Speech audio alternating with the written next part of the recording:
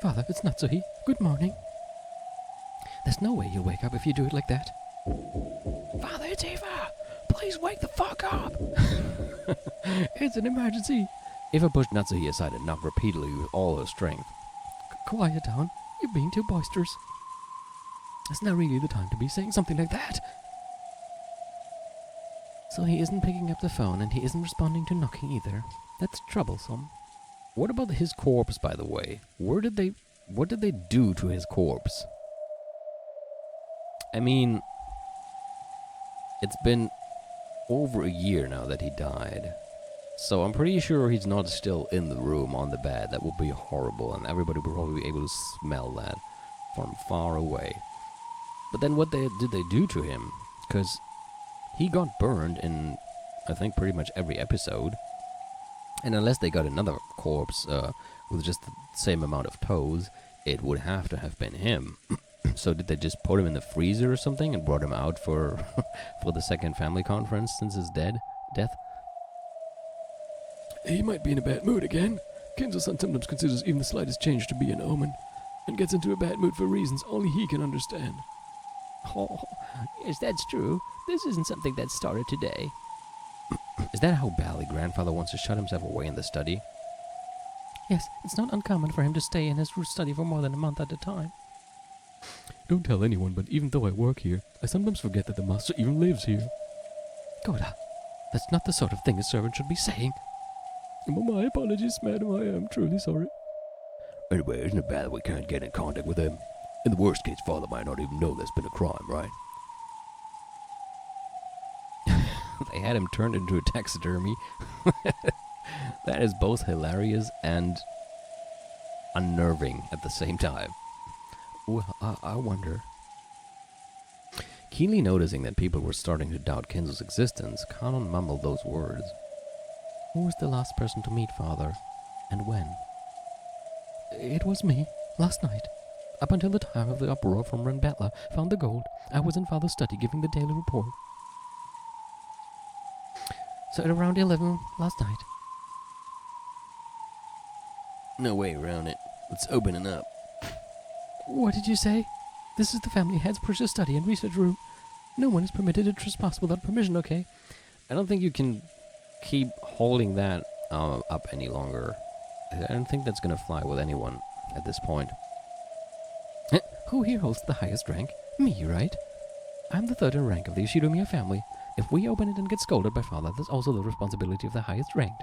Because of the urgent circumstances, we'll open this door. You have a key, right? Open it. I believe you know this, but the study door cannot be opened with the master key. The master key has recently taken away Genji-sama's... the master has recently taken away Genji-sama's key as well, so he has both keys on his person. Therefore, So both of the keys that can open this door are inside the study. A closed room. Good. It's finally starting to get a little interesting. It'd be pretty neat if Kenzo-san was lying on the bed in there with his throat cut. Damn, she just says that in front of everybody else. Yeah, I was about to say, you're being far too indiscreet, Erika-san. Anyway, as you know, this door can only be opened by the keys that father has. That means anyone, even a murderer, would find it impossible to even touch father from outside the room. So father must be okay. Well, unless they had a minigun. But then the door would not look like this. Still, that doesn't mean we shouldn't worry about confirming his safety. Are you really so unconcerned for the safety of the father you respect so much? Sorry, I just remembered a scene in AI the Somnium Files. That was pretty hilarious. That isn't. The atmosphere, which had been so agitated a second ago, suddenly went cold, and an eerie feeling filled the room as everyone stared at Natsuhi. They could understand why Natsuhi would protect the study under normal circumstances. People knew that she probably didn't want to disturb the research of Kenzo, a man she certainly respected, and she was therefore trying to keep the unpleasant relatives away. However, this was an extraordinary situation. A murder had occurred. Natsuhi's persistence in keeping things quiet for Kenzo, even in a situation like this, was hard to understand using common sense. There's a good chance that the crime occurring on this island will turn out to be plotline murders mimicking the epitaph. It's probably a good idea to assume that the crimes will continue. If we view these as plotline murders, then it will keep going until a total of 13 lives are taken. Do you have any concept of how many victims that would be? Wait a sec, how many people do you think there are on this island? Wouldn't that be almost everyone? No. You've got it all wrong. As far as I know, the mystery novel with the most dead people in the serial murder was And Then There Were None by Agatha Christie, which had 10 deaths. In the realm of Japanese mysteries, it's probably the Tokyo Zodiac Murders by Shimada Soji, though there were less than 10 deaths in that one. Did you know? If 13 people die, as it seems they will, it'll lead to the most infamous and famous development in the history of the mystery genre, the completion of a 13-person serial murder case, right? And if everyone on this island is killed, that'll make it a historical achievement in the world of serial murder mysteries, with even more death than the longest murder mystery in the world and the longest one in Japan put together, don't you see? Hey, didn't you know, everyone? I'm pretty sure nobody's going to share your excitement in this on this topic. The culprit in this crime is giving us an incredible challenge, one that might even surpass all the mysteries throughout the world and throughout history. Of course, everyone realized that long ago, right? If you like mystery, Christie is a must-read. If you're Japanese, then it's only natural that you've read Shimada Soji's works all the way through. Aaron, have you? Are you sure you've been reading enough, everyone? It's useless. Huh? Looks like you haven't read enough yourself. Well, that's a fair point. Did I say something wrong? Erica, who had been chatting away happily all by herself up until a second ago, changed her expression into a displeased glare in an instant. What you were saying about the Japanese mystery genre, Sakaguchi Ango's non-serial murders beats the Zodiac murders. The number of people was the same in both, right? They tie for the record, but non-serial murders was first published in 1947. The Zodiac Murders was 1981. If you know so much about it, shouldn't you have mentioned non-serial murders first? Erika glared at Bella with an expression that couldn't be fully described with the word shock, and her arms shook as she stood there, lost for words. That's so totally lame. Well, that's understandable. The crimes in Zodiac took place in 1936, right? That must have gotten her confused, right? Lambda Delta kept on hitting the table, overcome with laughter. Even Bernkastel, who had been struck with humiliation, snorted and started pounding the table and laughing in the same way. This is just too good. Not bad, Peace Battler. Yeah, they are definitely not the definition of mentally stable people. I'm impressed. You must read a lot, don't you, Battle-son? Books? I hardly read those at all. You liar. You know quite a lot, don't you? I'd never say something as arrogant as I'm a book reader. I'm a book reader isn't something a person who doesn't even read 100 per year should say so lightly, don't you think? You mere piece... Anyway, we can't let such a massive crime take place. That's right. At any rate, checking Dad's safety is our first priority right now. But what should we do? He's ignoring the phone and our knocks. The keys are inside. There's nothing we can do. Are we supposed to knock this thick door down? That won't be easy. Father might have been attacked by someone and severely injured, and maybe he's waiting for someone to help him. This is an extraordinary circumstance. Even Father will understand, and if he has any rebukes, I'll be happy to take responsibility myself. But breaking down a door would be quite rude. What about the window? That's right, the window. Is there a ladder somewhere that can reach as high as the 3rd floor? We should be able to get inside by smashing the window. Erika finally came back to her senses and her tone regained its decisive edge. The 3rd-story window, that will be dangerous. We won't know unless we try. Is there a ladder around here that can reach up 3 floors? I don't think the ladder in the gardening shed is long enough. Oh, then what about the ladder in the boiler room? I remember using it earlier when a bird made a nest on top of the rain gutter. Yes, that would be able to reach without a doubt.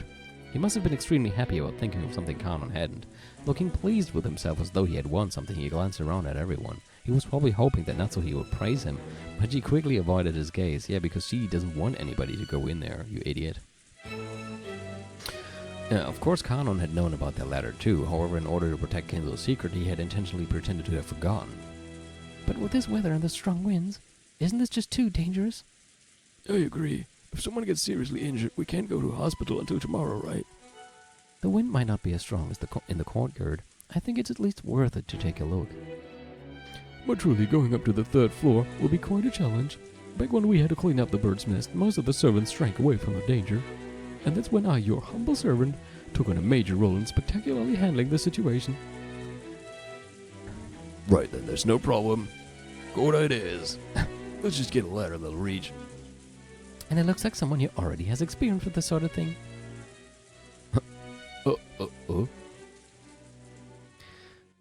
Oh, you idiot. That's what you get for trying to brag all the time.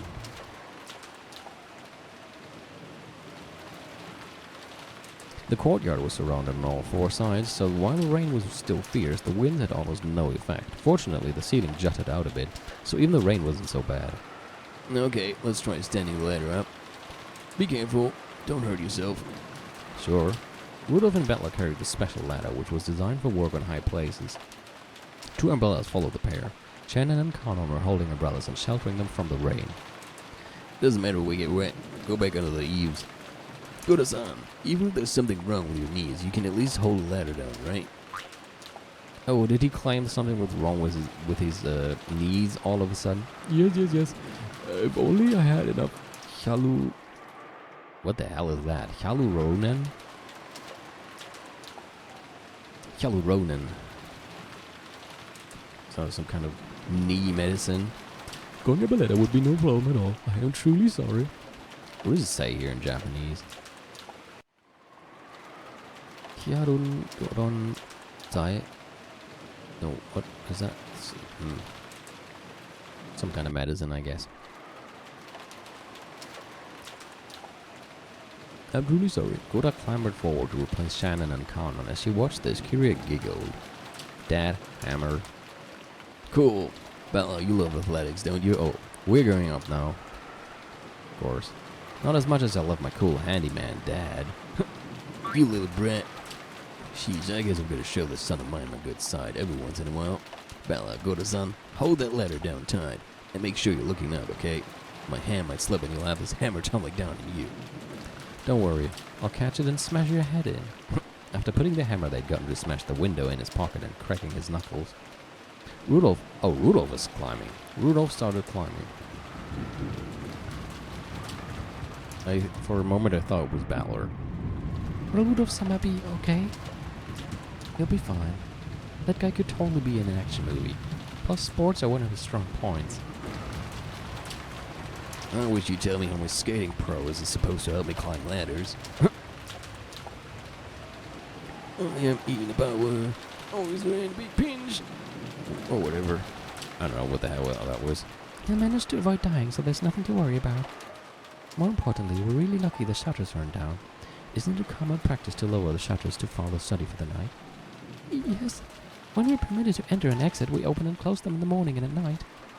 However, I think it was decided that such a thing was unnecessary for the time being, so it was left open. I see.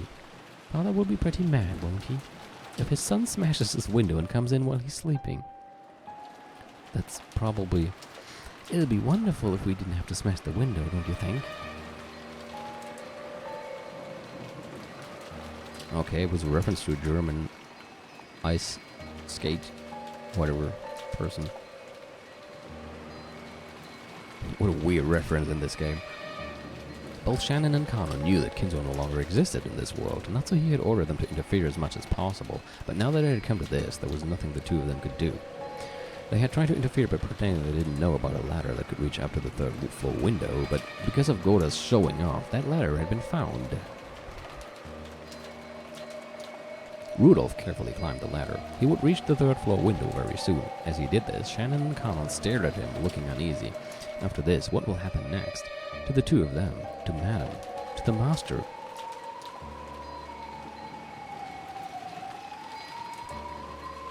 Well, couldn't they just...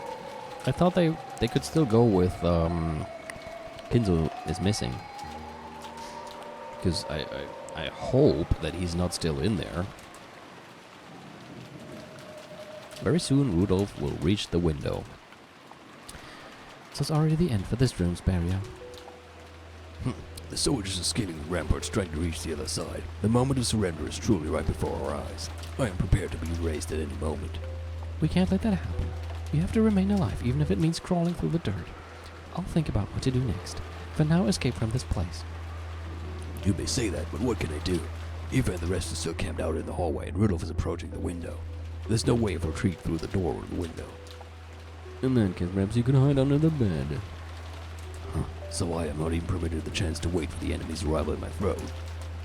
You might have done that while you were still alive, but now you're a ghost that Natsuhi and I brought to life. Ghosts should do what ghosts do best and hide under the bed or in the closet. Will something like that really deceive their eyes? My. Don't worry, I'll be with you. I'll let you escape at the last moment. That'll be dangerous for you. Even though you're a demon, you won't get away unscathed if you're burned by the magic-resisting toxin. Don't worry about that. Anyway, I need things to get at least that bad before my heart starts pumping. aRdW. I understand. I'll hide under the bed. Milady, Rudolph will reach the window very soon.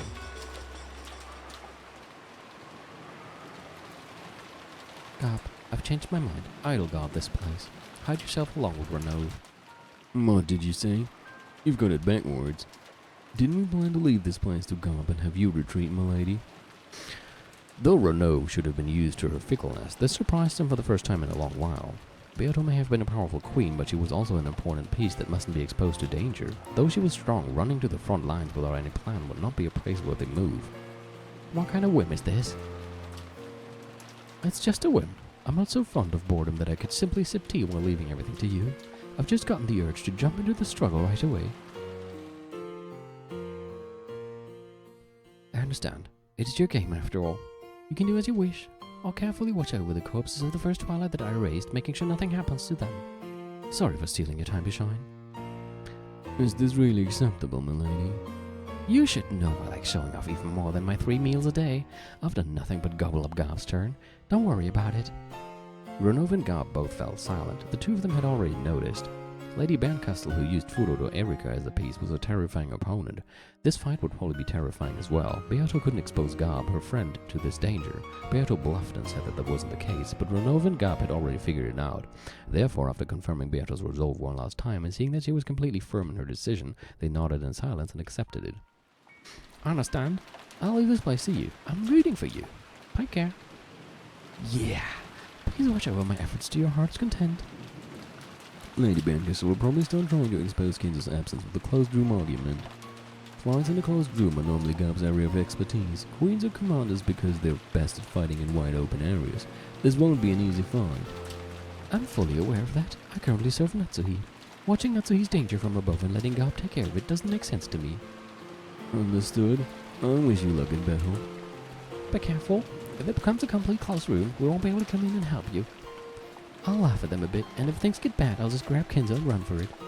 It's easy. With the door and the window, the past and the future to choose from, there are plenty of places to run to. Of course I won't let this become a closed room. Though you want to see us, we'll be cheering you on from very close by. Go on. Sure. Gob and Renaud became a swarm of gold butterflies and disappeared, and Kinzel melted into the darkness beneath the bed.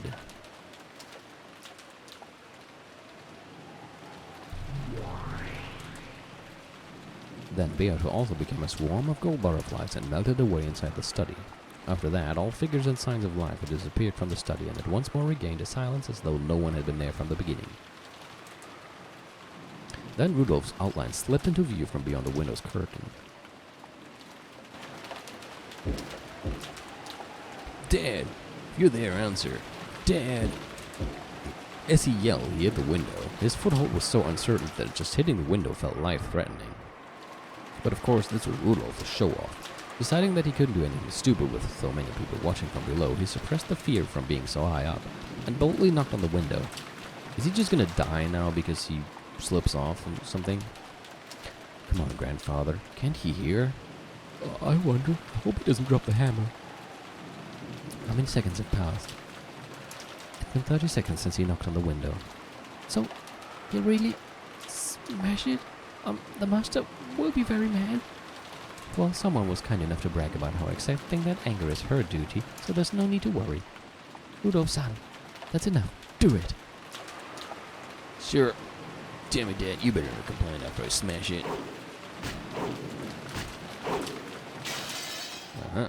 He hit it several times and eventually a fist-sized hole opened up in the glass. Because of his unstable footing, this took a lot of effort. Using the end of the hammer skillfully, he brushed aside the now fractured bits of glass and opened the hole further, stuck his hand through it and unlocked the window. Then after a hard struggle, Rudolph somehow managed to open the window and his body slipped through into the study. After that, he flopped onto the floor, using his entire body to enjoy the relief of having the ground under him. Dad, it's Rudolph. Answer me. It wouldn't be an exaggeration to say that Kinzo's study was a small villa he had created inside the mansion. A study, a library, a place to sleep, and a bathroom and a washroom. It was divided into multiple rooms. That's right, with all this at your fingertips, it wouldn't be hard to spend your days in the study without leaving it all. The bed was empty. There were marks on it that made it seem as though someone had slipped out, but there was no one inside. This happens a lot of ninja moves. At movies, someone finds that the bed is still warm, so the occupant couldn't have gone far. Rudolph tried placing his hand on the bed, but he couldn't feel any heat at all. Not only was there no heat, it felt completely ice cold. And the bed wasn't the only thing that was ice cold. The air inside the room, and even the presence about it, if that's the right word for it, even that felt ice cold. To Rudolph, it felt as though Kinzo had slipped out of this room a long time ago. However, it's been well cleaned. It has signs of having been lived in. Wrinkles in the bed, the slight angle of the chair. Here and there were many marks that would doubtlessly have been cleaned or fixed up if someone had come in to make the beds. As far as I can tell off the top of my head, Dad must have slid out of bed several hours ago at the latest. That would be the same general time period as the brutal murder case. Guess we can't be sure Kinzo's absence and the crime are completely unrelated. For the time being, he leaned out the window and told Kiri and the others in the courtyard to come back up since he was going to unlock the door. Then he pushed the button on the study desk and released the door's auto lock. There was a heavy clunking sound, and Natsuhi and the rest dashed in immediately. Father, good morning. Sorry, but it isn't Dad. It's just me. I'm the one who opened it. Was Kinzo-san there? Nope.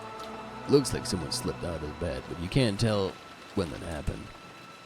And Natsuhine-san was the last person to meet him, right? At around 11 last night. I wonder if that means he slipped out of the study sometime after that and went somewhere else. Well, we must consider Father's fickle nature. It wasn't at all uncommon for him to suddenly wake in the middle of the night, claiming to have had a revelation in a dream, and walk around the mansion. Isn't that right, Dr. Nanjo? True, this has happened before. Totally. Yeah, anyway, he is a fickle person. Right, Kumasawa-san? That's so true. Perhaps he had a strange dream and, let me make something up, slipped out of bed. That isn't common at all, yes. Then where did he slip off to? Does this mean there's a good chance Father's been caught up in this crime? See? We should have checked to make sure Father was safe from the beginning, right? We can't be sure he isn't in this room. Maybe the cobra tied him up and locked him in the closet or something like that.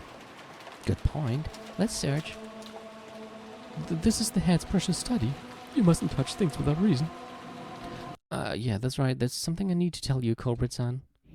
When Natsuhi heard this, said right in front of her, her heart froze. But Erika had only just happened to be standing right in front of Natsuhi when she said it.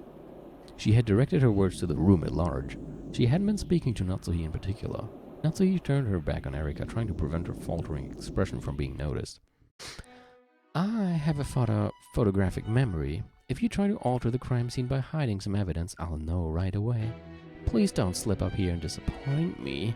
Any mystery whether whodunit is solved by a culprit's slip-up or misspeak is only third-rate, don't you think? I don't understand what you're saying, but try to refrain from incautious remarks. Father, are you there? Please answer me. Natsuhi started walking around and calling out in a loud voice, refusing to let Erika say any more. There was a knock. Kiri and the others who had gone down to the courtyard had returned. So Father isn't here after all. He might be tied up and shut away somewhere around here. We were just searching for him. I'm surprised he managed to shut himself away in a place like this for all that time. Give it up, Nissan. We can't change anything now. I wonder what Madam plans to do. Get paid back for all the lies she's told up until now. Shh. Let's leave fate in God's hands. Yes. Yes. Many people clambered around Kinzo's vast study, looking here and there, inside the closet and in the bathtub, even in the refrigerator and under the study desk. They looked everywhere, almost as though they were it in a game of hide and seek. However, not only were they unable to spot Kinzo, they couldn't even find a single suspicious mark. It seems clear that Father isn't here. That's enough. Please don't disturb Father's precious study any further. That's right. There's nothing the master hates more than having things moved around without his permission. Father's nowhere to be found. Maybe he really was caught up in the crime. Though we can't be sure of that. Natsuhi averted her gaze once more. It's okay, Natsuhi. We truly do have our backs against the wall. On the off chance that someone entered the study, I had planned to trick them by saying he'd probably gone for a walk somewhere. However... No one would believe that I'd get dressed up for a casual midnight stroll in a mansion where a murder has occurred and many people have been killed. Though I wouldn't put it past myself to do such a thing. Come now, Kinzo. Be a good boy and hide under the bed. It's okay, Natsuhi. You may remain calm. It's possibly proof that someone exists, but you can't prove that someone doesn't exist. In other words, the human world is one in which, regardless of whether something exists or not, you can make it so that they exist. And the shadows that can make such things exist are themselves the world of us witches, the world of demons. You mean a devil's proof? Yes. So don't worry. The power of demons will most certainly protect you. If it could protect the honor of Father and my husband, I wouldn't mind sacrificing this body of mine to demons. Your resolve is good. Don't be anxious. I most certainly will not let Kinzo be killed. At that time, a dry sound suddenly rang out twice. Erika had clapped her hands, seeking everyone's attention. When doth she not seek everyone's attention? Though such an action should have been above a guest's place, for some reason it already felt like a natural right of hers. After all, she was the detective. I think that's enough. Ushinomiya Kinzo-san is nowhere to be found in this study. Yeah, we've searched everywhere he could have been hiding. That's nowhere to be seen. Furthermore, we found nothing that looks suspicious. Yes, we didn't find anything at all. Erika said it again. They hadn't been able to discover anything. In that case, we mustn't loiter around this room. Do you understand how angry Father would be if he learned that so many people were looking through his study? Eva-san, you said you were prepared to take responsibility, didn't you? Are you prepared for him to break off relations with you for the rest of your life? That's for Father to decide, not you. Silence, please. I'd like to lay out the situation. At 11 last night, the last person to meet Kinzo-san in this room was Natsuhi-san, right?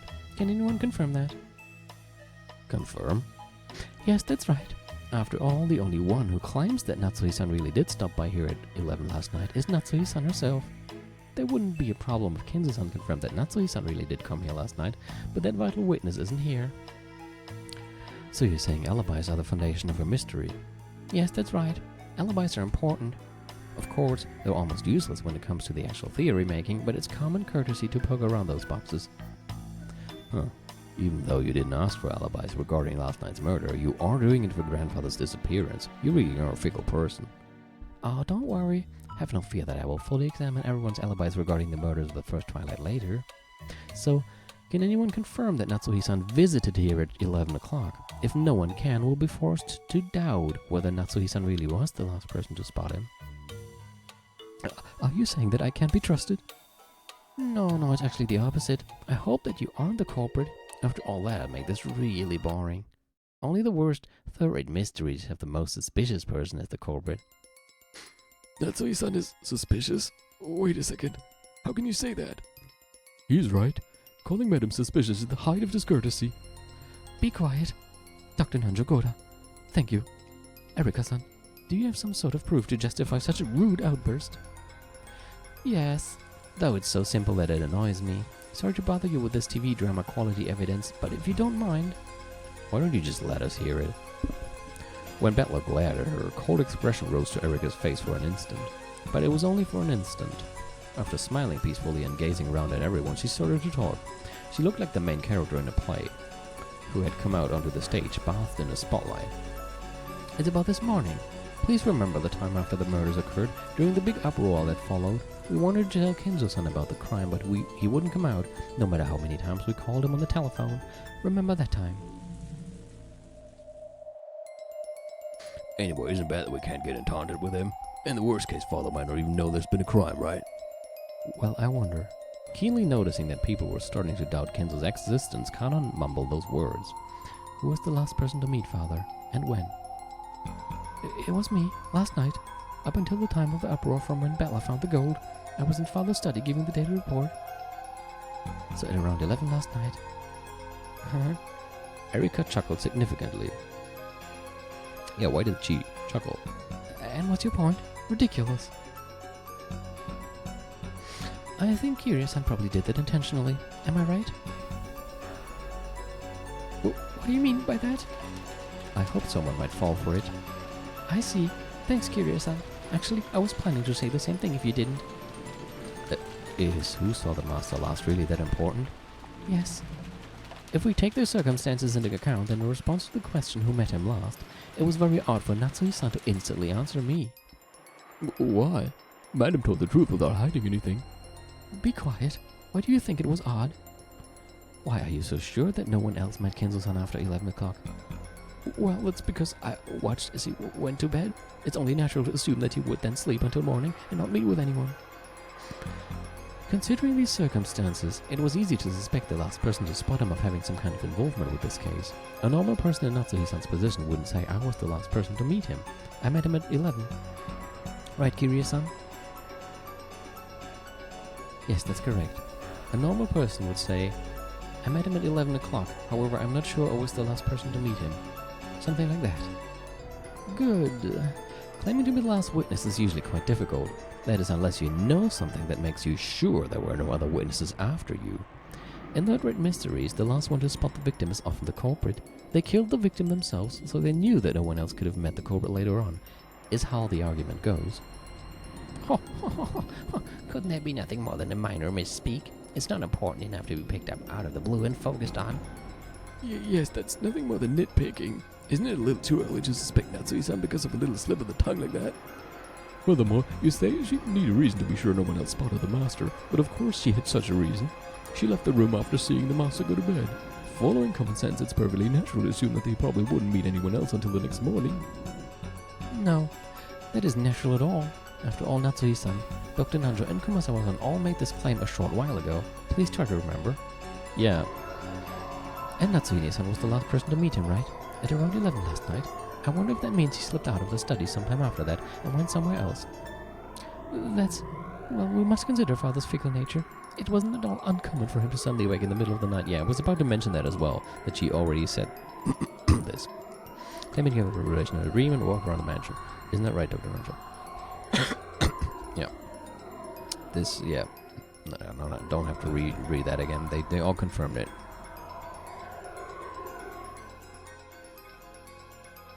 Yeah, we definitely do have testimony that it wasn't at all uncommon for grandfather to suddenly slip out of bed late at night.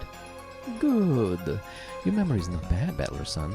In other words, it's common knowledge to those in the Yoshidomiya head house, Natsui-san included, that Kinzo-san might wake up in the middle of any given night on a whim and wander around.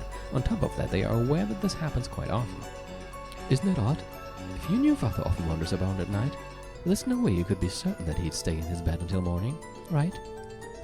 It really is like a third-rate mystery. You know that thing they do in the last 5 minutes? Where the culprit asks, when did you first realize it was me? And the detective answers. Seriously? That's why I feel let down. If it turns out Natsui-san really is the culprit, this will be worse than the TV mystery. That's why I want to clear away the suspicion surrounding Natsui-san as soon as I can. I want to make sure this mystery isn't third-rate before I do anything else. There's no need to get anxious, Natsui. Natsuhi. This is a classic word game used by detective wannabes. What exactly is her point? How could she possibly corner you with this accusation alone? In the court of hell, all of the demon jurors will declare you innocent. So calm down and don't get flustered.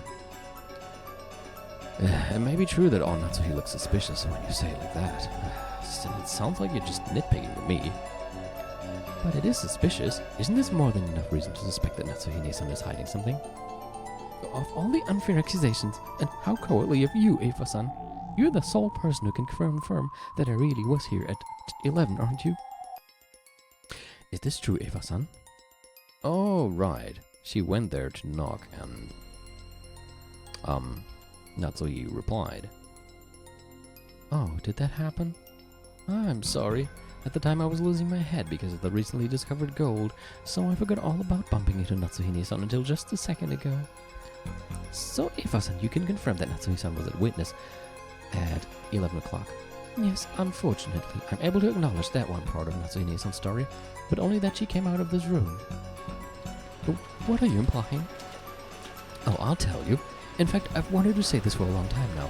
I do realize it's improper to bring this up in the middle of such a tragic murder case, but the timing now is just too perfect. You know what I'm talking about, don't you? Natsui-san? The servants gulped and held their breath. It seemed that they hadn't been able to hide it after all. In the middle of this heavy silence, Aoife fingered her trump card and Natsui tried to act calm. Both space and time grew heavy as lead and swallowed up everything. Just when did Kinzo-san disappear, I wonder?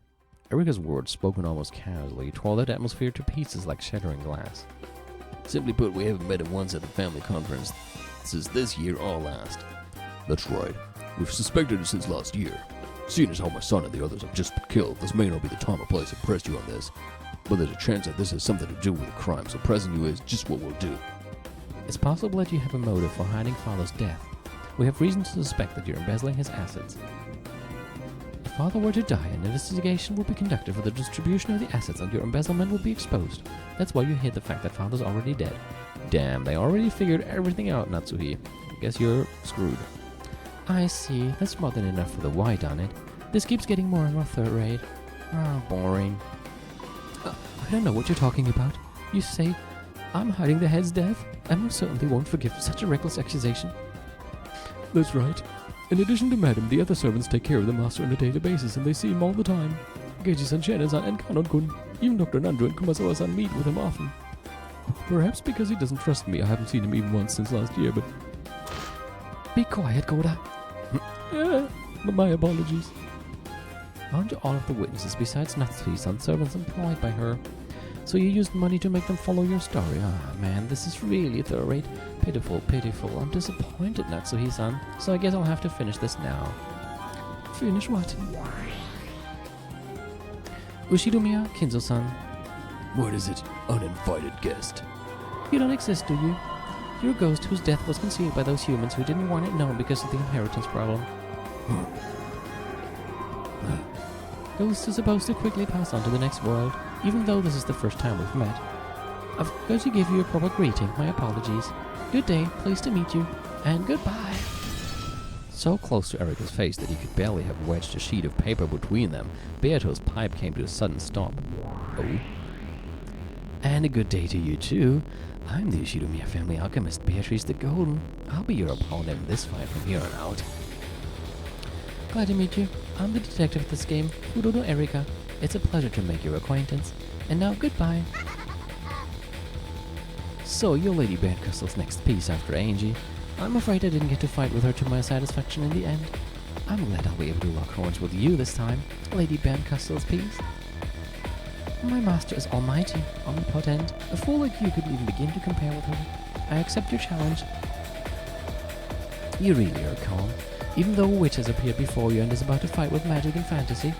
If you were a battler, you'd be lying on the ground screaming that this can't possibly be a mystery anymore. Yeah, even in the mystery genre, parallel universes like this have gotten popular lately. You know about pure reasoning space and all that? Ayatsuji Yukito doesn't make his debut until next year.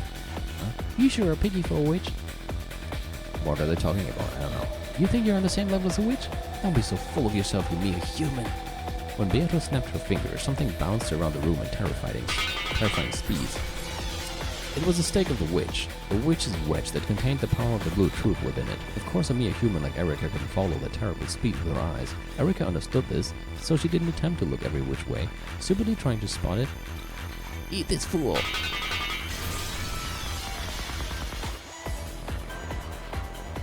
Oh, the reference is to an author who wrote a book in 1987. I guess that makes sense. With a terrible sound, Lucifer's blue stake buried itself into Erika's right collarbone. It pierced all the way through her back.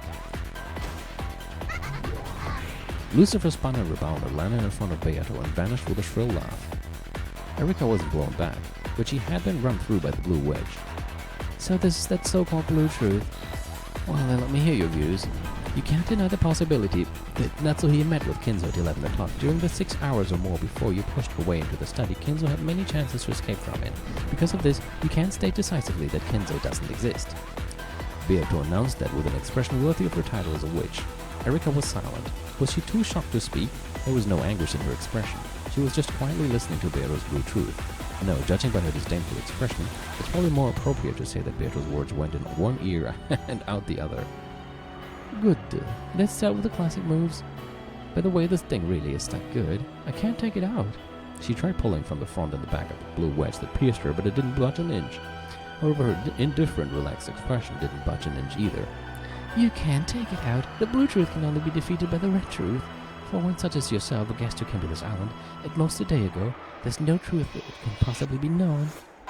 That means there exists no red that you can use. In other words, this is checkmate. But is it? I see. So that's what kind of space this is. In that case, I'll need a piece suitable for fighting a witch. I'm the detective. My role is to take on the human culprit. You are a witch, and there does exist a fitting piece to use against witches and demons. Let me introduce you. Miss Delanner. It looks like it's your turn. The hell? Delanner? I thought so. I was certain you'd bring that piece in sooner or later. The 10 witches with which to hunt witches. The Archbishop of Witch Hunting. Delanner. There's no more fitting piece in the battle against demons. I have my double, Erica, and the greatest natural enemy of witches, Delanner. I've now taken control of the 7th rank with my 2 rooks. Let me show you Lambda Delta. And you too, Beatrice. Now you'll see how useless your struggling is.